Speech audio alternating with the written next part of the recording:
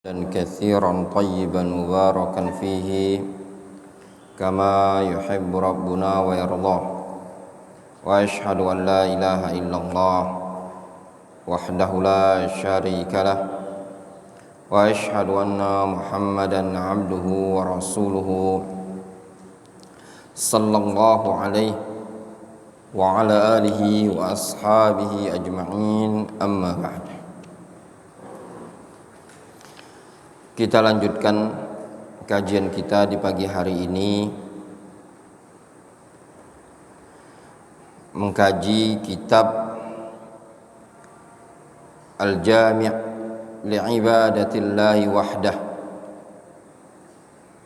yang disyarah oleh Syekhuna Abu Abdullah Abdurrahman Ibnu Umar Ibnu Mar'i Al-Adani rahimahullahu rahmatan wasi'ah wa ghafaralah. Sebagaimana sebelumnya kita telah menyelesaikan syarah dari kitab Al-Qawaid Al-Arba' yang disyarah oleh Syekhuna rahimahullah ketika beliau masih hidup. Maka insyaallah ta'ala kajian kita di pagi hari ini akan melanjutkan kajian syarah yang beliau tulis, atau pada hakikatnya ini sebenarnya durus, pelajaran yang disampaikan oleh beliau kemudian ditranskrip, ditafrigh, disusun dan dikoreksi oleh kakak beliau yaitu Syekh Abdullah Ibnu Umar Ibnu Mar'i Al-Adani hafizahullah ta'ala. Syekh Abdullah itu ya ikhwan, kakaknya Syekh Abdurrahman, bukan adik ya, tapi kakak. Kita langsung masuk ke keterangan beliau. Muqaddimatus syarih, muqaddimah pensyarah, yaitu Syekh Abdurrahman Ibnu Umar Ibnu Mar'i Al-Adani rahimahullahu rahmatan wasi'ah.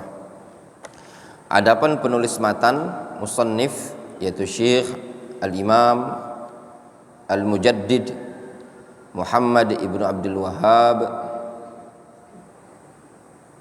At-Tamimi An-Najdi.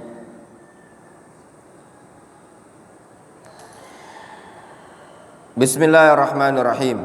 Alhamdulillahi wa ashhadu an la ilaha illallah wahdahu la syarikalah wa ashhadu anna Muhammadan abduhu wa rasuluh sallallahu alaihi wa ala alihi wa sahbihi wa sallama tasliman katsira, amma ba'du. Qala syekhuna rahimahullah, hadhihi risalah al-mujaza lil imam asy-syekh al-mujaddid Muhammad ibn Abdul Wahhab An-Najdi rahimahullah.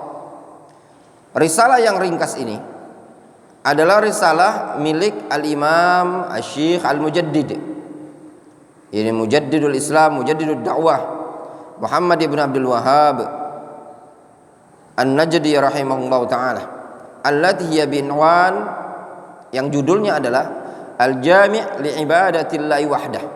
Judulnya adalah Al-Jami' li'ibadatillahi wahdah. Ini kitab yang ringkas ya, tipis. Dalam artian kalau seandainya diajarkan hanya matan, kadang bisa cukup dalam waktu sehari atau 2 hari. Kalau didaurahkan dalam waktu sehari itu bisa khatam. Dulu kalau di musim-musim ayyamul ijazah, ayyam saifiyah, musim-musim panas di Sya'ban, biasanya dibuka pelajaran ini di Darul Hadis di Fiyush. Alhamdulillah pada waktu itu ya sempat dibuka, dan ana sempat ikut belajar kitab ini dari Syekh Abdul Khattab Tariq Ibnu Darman Al-Libi hafizahullah ta'ala. Kitab Al-Jami' li ibadatillahi wahdah wa hiya madhkuratun dimna ad-durar fi mawdhi'in min mawadhi'i hadzal kitab. Risalah Al-Jami' li ibadatillahi wahdah disebutkan bagian dari kitab Ad-Durar. Durar di sini maknanya Ad-Durar As-Saniyah. Ad-Durar As-Saniyah fil Ajwibatin Najdiyah. Ini kitab disebutkan di dalam kitab tersebut. Sama Ad-Durar As-Saniyah disusun oleh Ibnul Qasim. Disusun oleh Ibnul Qasim. Dulu Anda pernah beli kitab Ad-Durar As-Saniyah ini. Qadarullah masyafa'al. Entah orang enggak dimasukkan waktu di bandara Jeddah atau gimana, ringkasnya kitab tersebut enggak ada lagi.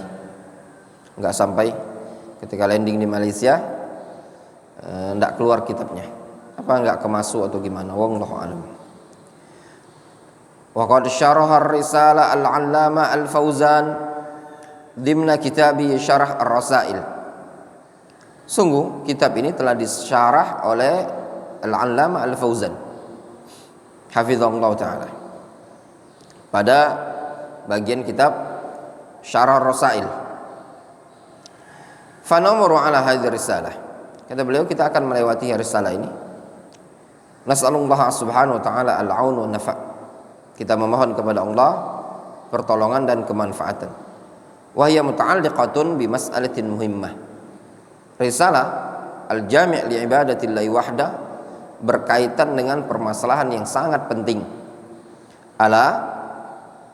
Yaitu wahyal ubudiyatu lillahi tabaraka wa ta'ala.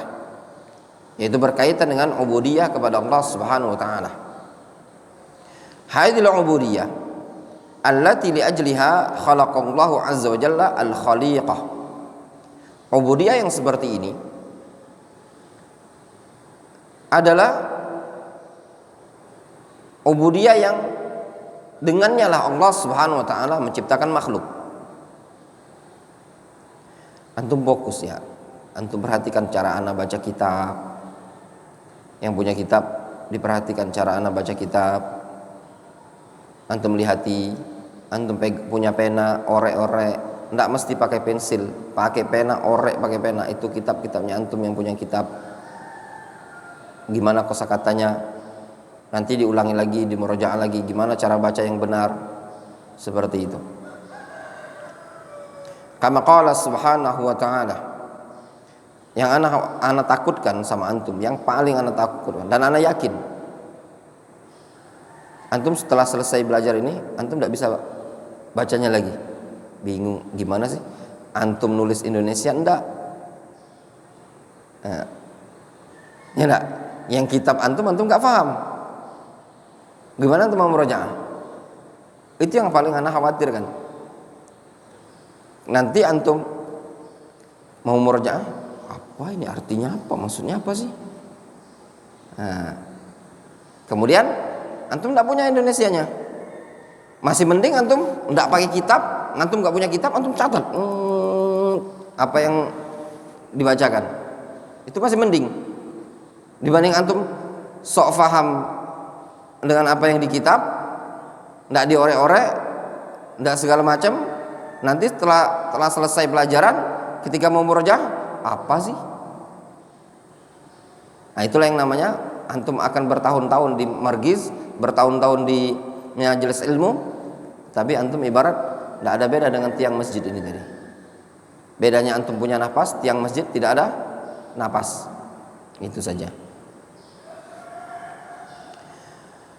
Hadhil ubudiyatu allati li ajliha khalaqallahu azza wa jalla al-khaliqata. Kama qala subhanahu wa ta'ala, sebagaimana Allah Subhanahu wa ta'ala berfirman, wa ma khalaqatul jinna wal insa illa liya'budun. Tidaklah aku menciptakan jin dan manusia melainkan agar mereka liya'budun, ay liyuwahidun. Ma uridu minhum min rizqi wa ma uridu ayyut'imun. Aku tidak menginginkan rezeki dari mereka, dan aku tidak menginginkan mereka memberi aku makan. Innallaha huwar razzaqu dzul quwwatil matin. Sesungguhnya Allah Subhanahu wa taala Ar-Razzaq dzul quwwatil matin, zat yang memiliki kekuatan yang sangat kuat, sangat kokoh. Pertanyaan, pada ayat wa ma khalaqatul jinna wal insa illa liya'budun, di sini ada suatu kaidah yang disebutkan oleh Syekhul Islam Ibnu Taimiyah berkaitan dengan penetapan suatu ibadah. Apa kaidah tersebut? Merajaah dulu Khalifah. Apa suatu kaidah yang disebutkan oleh Syekhul Islam Ibnu Taimiyah, Al-Imam As-San'ani dan para ulama yang lainnya berkaitan dengan suatu ibadah? Apa yang antum fahami dari ayat ini? Wa ma khalaqtul jinna wal insa illa liya'budun. Anda tanya sama Dr. Vicky, dia bisa jawab. Jawab, Dok.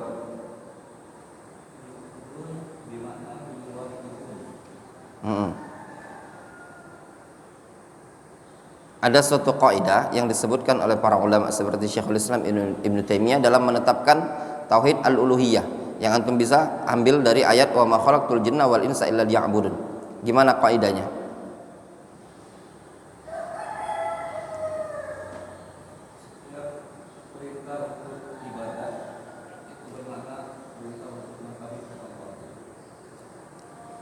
Ya, itu diantaranya. Tapi pada lafaz wa ma khalaqtul jinna wal insa, wa ma khalaqtul jinna wal insa,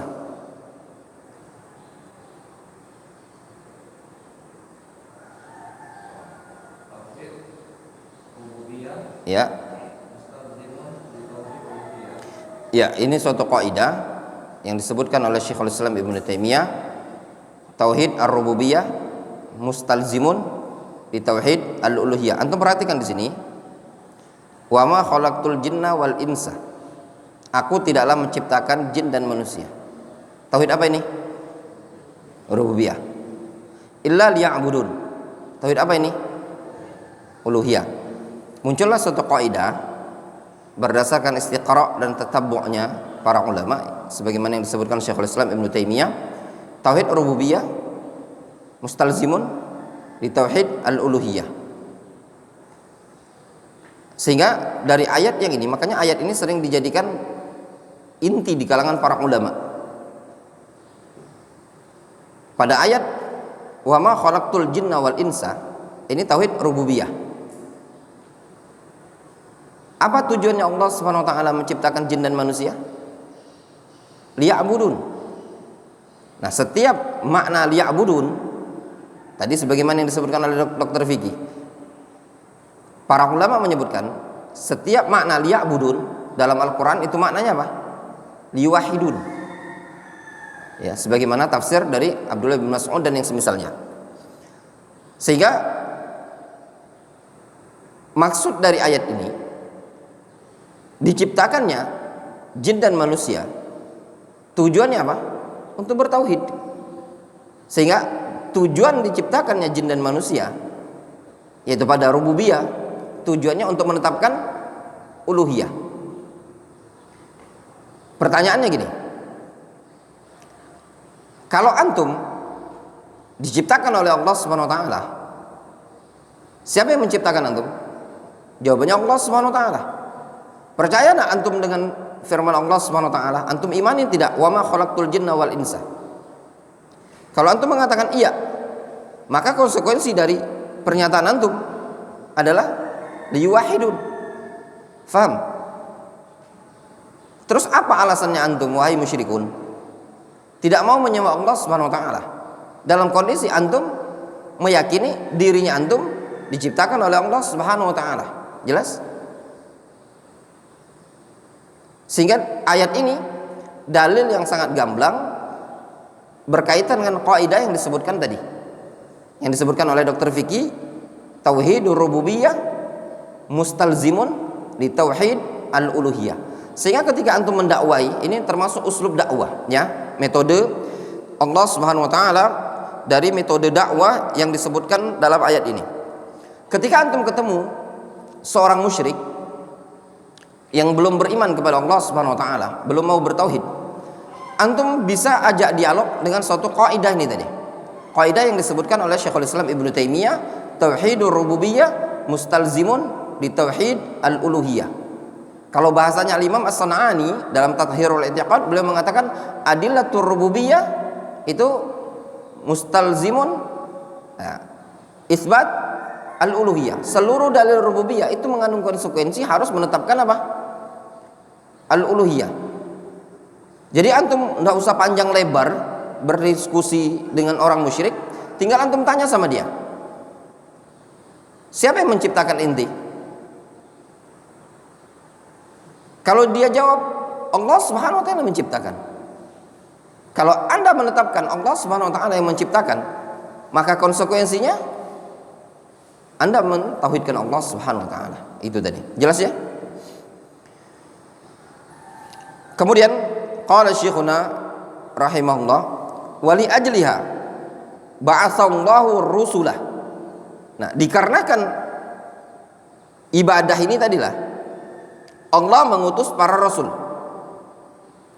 Kama qala subhanahu wa ta'ala fi kitabil karim, sebagaimana Allah Subhanahu wa taala menyebutkan dalam Al-Qur'anul Karim, walaqad ba'atsna fi kulli ummatin rasulan an ya'budullaha wajtanibut tagut. Sungguh kami telah mengutus pada setiap umat. Lafaz umat di sini apa maknanya? Taifah. Lafaz umat dalam Al-Qur'an memiliki banyak makna. Di antaranya bermakna taifah. Seperti firman Allah Subhanahu wa taala An-Nahl ini tadi. Walaqad ba'atsna fi kulli ummatin rasulan an ya'budullaha wajtanibut tagut. Sungguh kami telah mengutus pada setiap umat ada seorang rasul. Apa makna umat? Taifah. Apa tugas rasul tersebut? Agar menyerukan u'budullah wajtanibut tagut. Sembahlah Allah dan jauhi tagut. Lafaz umat dalam Al-Qur'an punya 4 makna. Yang pertama bermakna tagut, bermakna dalam ayat ini taifah, suatu kelompok, suatu generasi. Makna kedua bermakna qudwah. Apa contohnya dalam Al-Qur'anul Karim? Inna Ibrahim kana ummatan qanitan lillah. Qudwah. Makna ketiga? Ad-din. Apa dalilnya? Inna wajadana aba'ana ala ummah wa inna ala atharihim muqtadun. Kami mendapati nenek moyang kami di atas suatu agama. Wa inna ala atharihim muqtadun. Yang keempat bermakna az-zaman atau waktu. Sebagaimana disebutkan oleh Allah Subhanahu wa taala dalam Al-Qur'an pada kisahnya Yusuf, waddakara ba'da ummah. Waddakara ba'da ummah.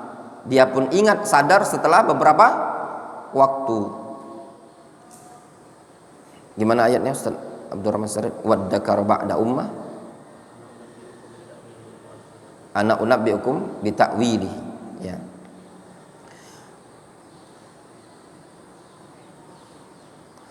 Wajtanibut tagut, dan jauhi tagut. Nah, lafaz tagut ini juga ya ikhwan min babil faedah. Lafaz tagut terkadang bermakna mufrad muzakkar. Mufrad muzakkar. Ada PR. Udah ketemu belum? Terkadang mufrad muzakkar. Ada contohnya dalam Al-Qur'an. Terkadang lafaz lafaz tagut bermakna jamak muzakkar. Terkadang jamak muannas atau mufrad muannas, ya. Mufrad muannas. Ada semuanya, ya. Jadi ada ikhwan dalam bahasa Arab itu ada lafaz-lafaz yang kadang mustarak. Ini lafaz bisa dipakai muzakkar, bisa dipakai muannas. Itu ada dalam Al-Qur'anul Karim. Kadang ada lafaz yang bisa dipakai muzakkar muannas, seperti contoh lafaz mereka contohkan thariqa. Lafaz thariqa, jalan. Boleh antum katakan hadzat tariq. Hadzat tariq. Boleh antum katakan hadzit tariq.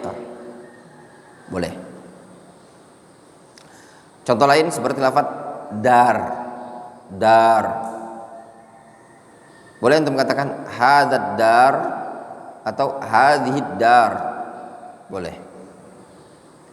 Sehingga anak kita punya kitab ya, namanya Mu'jam Mufassal fil Mudzakkar wal Muannats.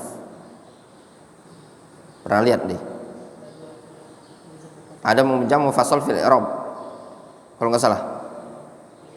Ya, satunya Mu'jam Mufassal Mudzakkar wal Muannats, itu dibaca. Ya.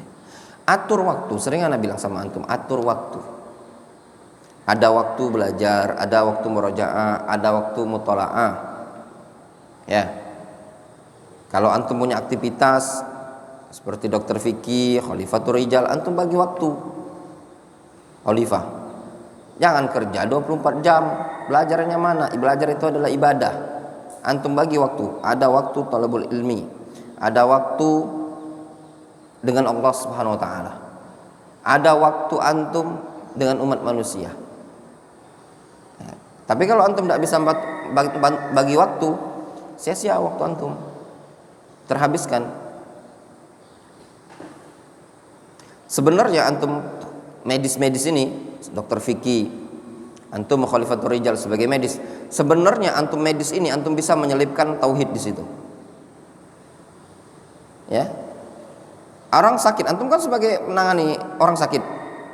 Antum bisa menerapkan tauhid, menerapkan fikih. Jadi antum butuh belajar. Tapi kalau antumnya sendiri pergi ayam bekokok, balik ayam nyangkok, kapan butuh belajar?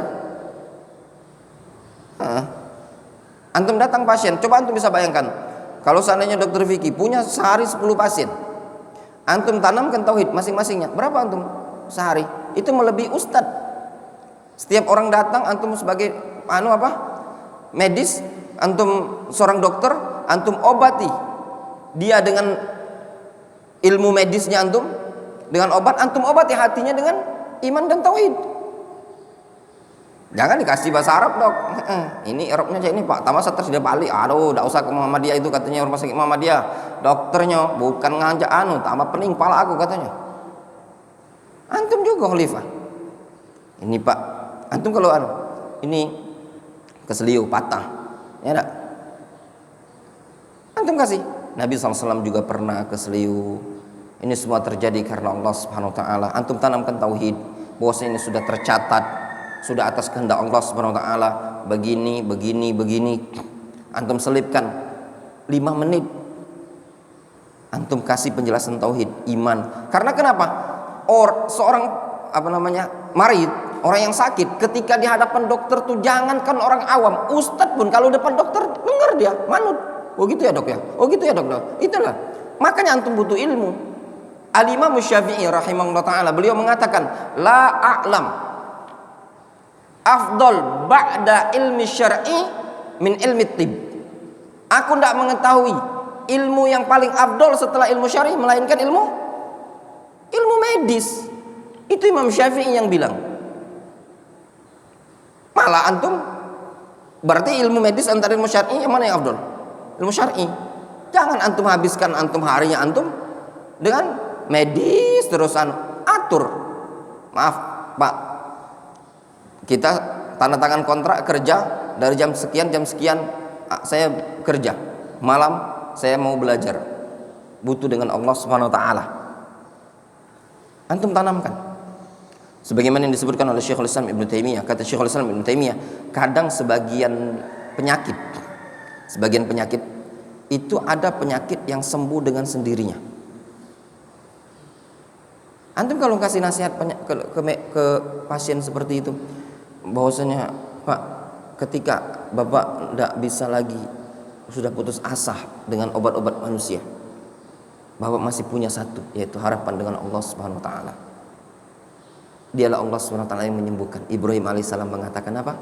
Wa idza maridtu fahuwa yashfin.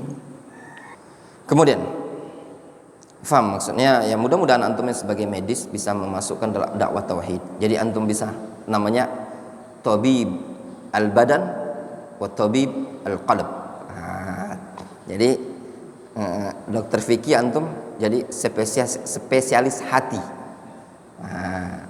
Itu tadi dokter hati. Jadi masya Allah antum kan bacaannya tuh Risalah Tabukiyah Ibnu Qayyim kan nanti naik ke apa Ighathatul Lahafan kan, jadi bisa memberikan tauhid. Itu penting ya, jadi kesempatan. Makanya Imam Syafi'i bilang ilmu yang paling afdol setelah ilmu medis itu setelah ilmu syar'i, ilmu medis. Kemudian wa hakadha yaqulu Allah Subhanahu wa ta'ala fi kitabihil karim. Demikianlah Allah Subhanahu wa ta'ala menyebutkan di dalam Al-Qur'anul Karim, wa ma arsalnaka min qablika min rasulin illa nuhi ilaihi annahu la ilaha illa ana fa'budun. Tidaklah kami mengutus seorang rasul sebelum engkau ya Muhammad, melainkan kami wahyukan kepadanya annahu la ilaha illa ana fa'budun, bahwasannya tidak ada sesembahan yang berhak disembah melainkan aku, fa'budun, maka sembahlah aku. Fa'ibadatullah, maka beribadah kepada Allah Subhanahu wa ta'ala, tu'tabaru syarafan wa magnaman wa sa'adatan wa rif'atan lil abdi fid dunya wal akhirah. Beribadah kepada Allah Subhanahu wa ta'ala dianggap sebagai kemuliaan serta dianggap sebagai kemenangan, keberuntungan. Magnam itu ghanimah. Jadi seseorang beribadah kepada Allah itu teranggap sebagai bentuk kemuliaan, bukan penghinaan. Dianggap sebagai ghanimah serta kebahagiaan dan ketinggian kemuliaan lil abdi fid dunya wal akhirah, bagi seorang hamba tersebut di dunia ataupun di akhirat. Tatkala seorang hamba yang status kita ini adalah makhluk yang diciptakan oleh Allah Subhanahu wa taala, lalu kita beribadah kepada Al-Khaliq yang menciptakan kita, maka sikap seperti itu bukan penghinaan dan perendahan, tetapi sebagai bentuk kemuliaan serta sebagai bentuk kebahagiaan dan tingginya derajat seorang hamba di sisi Allah Subhanahu wa taala. Kenapa? Karena dia beribadah kepada Al-Khaliq yang menciptakan dia. Berbeda kalau seandainya dia beribadah kepada makhluk yang sama-sama statusnya setara. Malah yang lebih parah lagi, dia beribadah kepada makhluk yang dia itu lebih afdol dibandingkan makhluk tadi. Antara manusia sama hewan, mana yang lebih afdol? Manusia. Manusia punya akal, hewan tidak punya akal. Manusia bisa untuk berpikir, hewan tidak bisa berpikir. Tetapi ada sebagian manusia beribadah kepada makhluk, beribadah kepada hewan.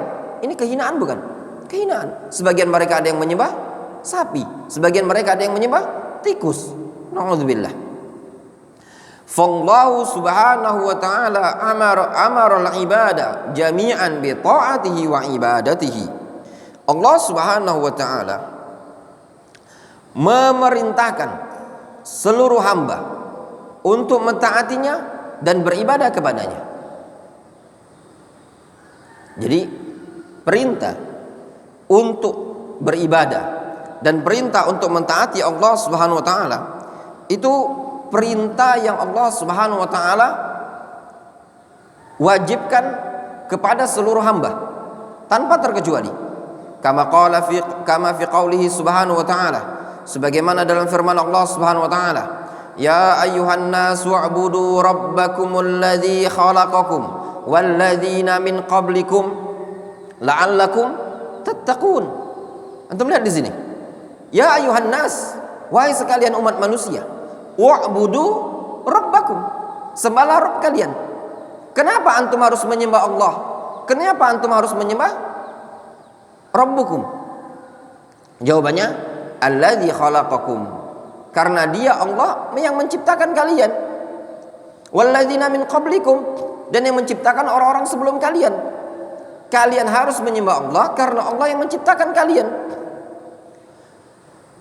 Wa hadza khitabun li umumil khalqi, ini khitab untuk seluruh makhluk, mu'minihim wa kafirihim, baik yang mukmin ataupun kafir. Wa zakarihim wa unsahum, baik laki-laki ataupun perempuan. Al-hurru minhum wal 'abdu, baik yang merdeka ataupun budak. Itu umum. Jadi seluruh orang kena khitab untuk ibadah. Ya ayuhan nasu ubudu rabbakum, kallafahumullahu subhanahu wa ta'ala bil ibadah wa huwa ghaniyun anhum. Pada lafaz ya ayuhan nas wa'budu rabbakum, sembahlah Rabb kalian, Allah subhanahu wa ta'ala bebani mereka untuk ibadah dalam kondisi dia Allah subhanahu wa ta'ala tidak butuh terhadap hamba. Kalau ana sebagai gurunya antum membebani antum untuk piket karena ana butuh bantuan untuk antum, ya toh, ana butuh bantuan untuk antum bantu, ya, Wandi tolong piket ya, karena ana butuh bantuan, antum bisa bantu. Tolong bersihin masjid, ana butuh bantuan. Tolong masakin santri, butuh bantuan. Tolong ngecor, butuh bantuan. Tanam pohon itu butuh bantuan. Tapi Allah Subhanahu wa taala ketika nyuruh hambanya, antum ibadah, wa'budu rabbakum, apakah Allah butuh terhadap hamba tersebut? Tidak butuh.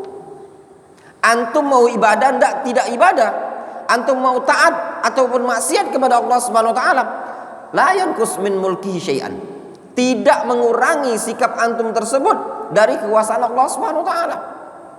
Antum semuanya taat, seluruh umat manusia, juga tidak menambah kekuasaan Allah Subhanahu wa taala. Ketika antum membangkang kepada Allah, juga tidak mengurangi kekuasaan Allah Subhanahu wa taala. Mau seluruh umat manusia taat, mau semuanya ibadah, mau semuanya nyembah Allah Subhanahu wa taala, semua umat manusia ittiba'us sunnah, itu pun tidak menambah kekuasaan Allah Subhanahu wa taala. Demikian juga kalau seluruh umat manusia sebaliknya membangkang, tidak taat, melakukan kemaksiatan, bahkan kufur seluruh umat manusia, la yanqusu min mulki syai'an, tidak mengurangi kekuasaan Allah Subhanahu wa taala sedikit pun. Wa huwa ghaniyun anhum wa ghaniyun an ibadatihim. Allah tidak butuh terhadap mereka, Allah tidak butuh dari ibadah mereka tersebut. Sehingga kalau seandainya kita ibadah, itu kembali kepada kita sendiri manfaatnya. Semakin kita ibadah kepada Allah, semakin murni dan semakin banyak, berarti ubudiyah dan penghambaan kita kepada Allah semakin sempurna statusnya. Faham? Jadi semakin antum ibadah, semakin taat, berarti status ubudiyahnya antum kepada Allah sebagai makhluk semakin sempurna. Kama qala subhanahu wa ta'ala, sebagaimana Allah subhanahu wa ta'ala berfirman, in takfuru fa innallaha ghaniyun ankum, kalau kalian kufur, Allah tidak butuh juga terhadap kalian. Kama qala ta'ala, wa qala Musa in takfuru antum wa man fil ardi jami'an fa innallaha ghaniyun hamid. Kata Musa alaihissalam, kalau kalian kufur dan juga seluruh orang-orang yang ada di muka bumi ini semuanya kufur, fa innallaha ghaniyun hamid, Allah maha kaya, tidak butuh terhadap antum. Faham?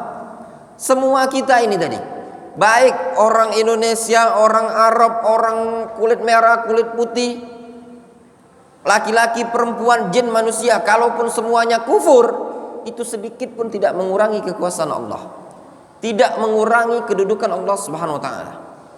Allah tidak butuh terhadap ibadah kita. Terus lantas apa manfaatnya kalau kita ibadah? Ketika kita ibadah kepada Allah, itu menunjukkan status hamba kita semakin sempurna dan semakin afdol, karena ubudiyah dia juga betul-betul zahiran wa batinan. Wallahu ta'ala a'lam bishawab. Fa insyaallah ta'ala kita lanjutkan besok ya. Naktafi bihadzal qadar.